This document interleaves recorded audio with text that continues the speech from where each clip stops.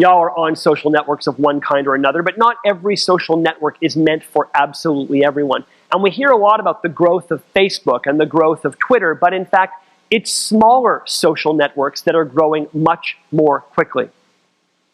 So, hands up if you're on Facebook. Hands up if you're on Twitter again. Hands up if you're on Instagram. Hands up if you're on Snapchat. Hands up if you're on LinkedIn. Hands up if you're on Tinder.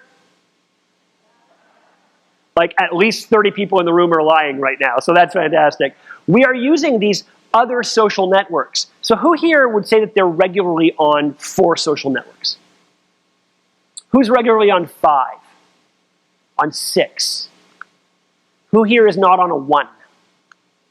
So not every social network is right for everyone, but you've got to be on one. And what's important to recognize is they all do different things, but they don't have to be used for the same thing.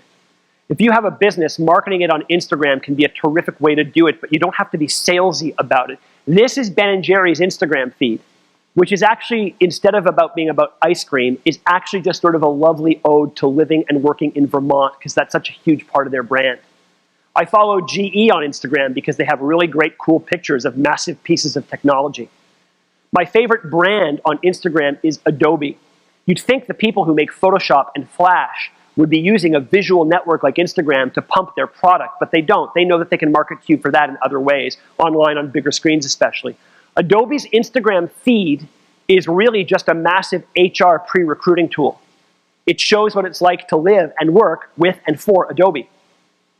So they do stuff on Facebook and on Twitter and on Pinterest and LinkedIn and everywhere else. This they use for a very specific task, and I love that about it. Showing their daycare or Habitat for Humanity or any other reason that might make you want to work there. Not every social network has to do everything for you, and you don't have to be on every one. You do need a smart, dedicated strategy for the social network that you're on. Having a strategy for how you deal with new social networks is incredibly important. Smaller ones can offer something very specific, like a pre-recruiting HR tool, or it could be a great place to take some risks. Consumer-facing marketing works its way into every network eventually. Often it's terrible. And critical to your micro-social strategy will be finding a way to keep it lean. But if you do so, the ROI can be amazing. So great branding in one social network is much better than poor branding in many.